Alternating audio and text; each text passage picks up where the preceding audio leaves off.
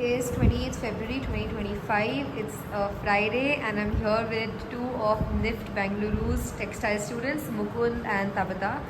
So, hi, individually, can you guys please tell me about yourself, your background, and how you got into fashion? So yeah, I'm Mukund and Tabitha. I'm from Jodhpur, Rajasthan. I'm from a textile design department. So coming to the fashion industry, or say NIFT, was a bit of a journey for me. I was a humanities student. Then I studied economics in DU for 1 year. And then I realized that that's not something I wanted to do. So I dropped out of Delhi University and came to NIFT. And particularly, I was always attracted towards textiles because, as Abhigna also said, like our mothers were the main part, played the main role. Their love for textiles got us into textiles. So yeah.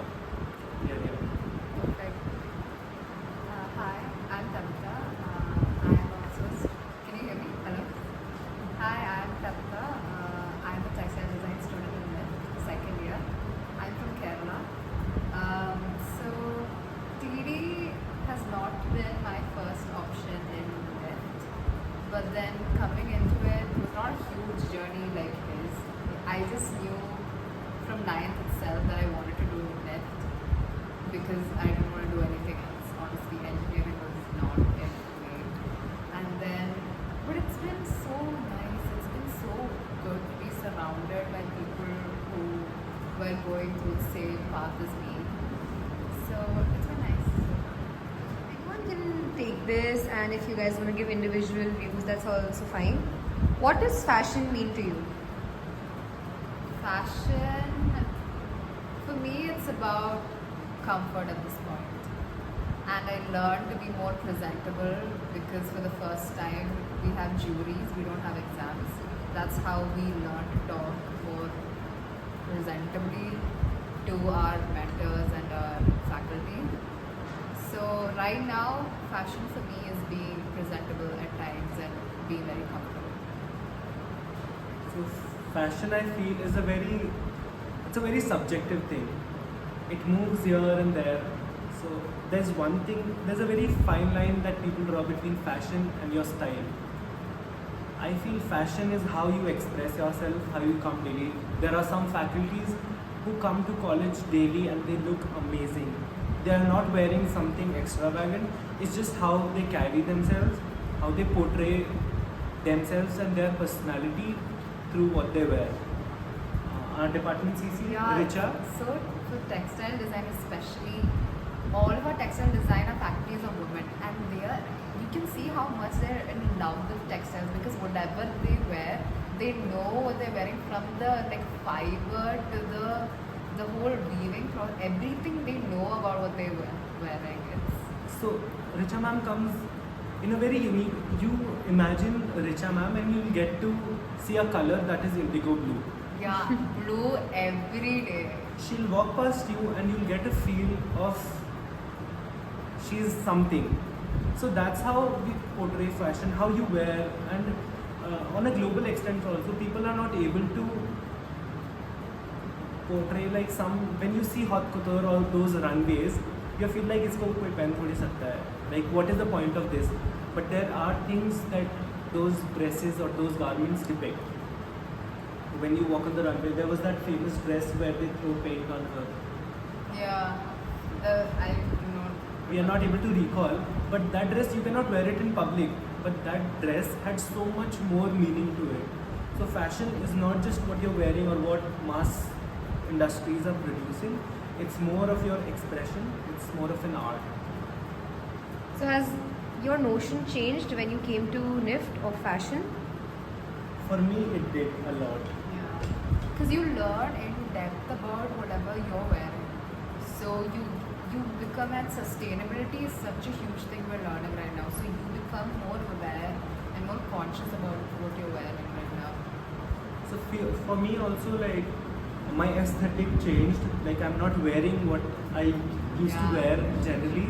So people also look at me and they'll be like, oh, where are your hand block printed shirts or ikat shirts? That's what I wear mostly. So yeah, it does change, and then it gives you, coming to NIFT was a very eye-opening thing for me. I always thought fashion is like cool and this, but you see a lot of people with different aesthetics, different fashion styles. Some of our classmates, like the Bichuti and all, they come in a very different style. They follow the hippie style. Not even just clothes, like the accessories they wear, especially NIFT promotes so much about artisans and handicrafts. So the clothes, the accessories, the boots, whatever they wear, they pair it so well. There are people who come in amazing outfits. So that was an eye-opening. Like coming to NIFT, we always thought if it's a traditional bandhani kurta or something, it should be worn like a normal basic thing only. But after coming here, you can have your style portrayed using those garments also, and that helps for everyone, I guess. It's just how you portray yourself. Briefly tell us about the role that platforms like Pinterest and Instagram play in fashion trend forecasting. Talking about the fashion trend forecasting, if you talk about the fashion industry, we don't refer to Pinterest or Instagram much. Yeah. We refer to a site called WGSN. Okay. Those are more proper ways where we get to know about forecasting. Talking about, we'll get to know about The current summer season Yeah. 26, 27. We can access the summer spring season of 27 right now. They're forecasting. We get to know the colors schemes for the next year, not this year. The motives and prints, everything, it depends. The motives and prints, everything we have to do correlating to the theme, which is in WGSN. Because these people, they have spent years forecasting like such a palette and such a mood board thing. So we have to follow that. So forecasting basically happens 1 year ahead. So what will be coming next year is already being forecasted, and designers are already been working on that. So we refer to WGSN, but Pinterest for us, we also use Yeah. Pinterest to take the inspiration to get our mind started to work in that direction. So we refer to forecasting from WGSN. And also Then as- we'll open Pinterest, so we can like get more ideas and forms into our head. And as a beginner said, actually Instagram is more about exposure than this thing, because you get to see what people are doing with these prints and motives and how they're portraying it. So What is your that's- take on influencers promoting fashion on social media? There is a certain group actually of influencers who are promoting it in such a beautiful way. Like they're taking traditional saris and they're draping it in such a modern way, and how they do that, I'm in awe of that. Yeah, so influencers, it depends. Like some of them are doing an exceptional work in the industry. They're promoting Indian handicrafts, Indian craftsmanship, traditional things that we are losing basically like with time. But they are promoting and they're encouraging the young generations to follow that thing, follow those things, and like they're reaching to the masses in a good way. And upcycling and sustainability is also a huge thing with the content creators. Like we see those reels where they are recreating their mother's wedding sari or mother's wedding lehengas. It's basically upcycling of the fashion. They're not just throwing it away, they're using it again. They're getting those old clothes back into fashion. So it's good, and everything has its pros and cons. So like that. Digitalization in fashion, like the emergence of virtual runways, has impacted the industry in a positive way or rather a negative way? I won't say it has impacted the industry, but I feel it has add on to the fashion industry. Like fashion runways have given more exposure, made it much more easier to exposure to the fashion world. I feel if I'm sitting here and if someone is sitting at the X part of the world, it's easier to communicate rather than travel. And digital runways, and see, they bring with them many more things like sustainability. You don't have to travel to attend a fashion show that's happening in Paris or something, but we don't know about it much right now. So I have read it very briefly, and I feel it's an add-on rather than a pro and con. My opinion on it. Thoughts on the emergence of digital avatars in fashion? So talking about the digital avatars, we feel it's a very nice approach in the fashion industry. Like before getting a cloth, talking about, see, the textile industry or the fashion industry is one of the most polluting industries in the world. like they generate a lot of waste. And talking about the fast fashion brands like Zara, H&M, they are producing, they are having new merchandise or new products every week in their stores, which is not helping the world because climate change and everything is a real issue.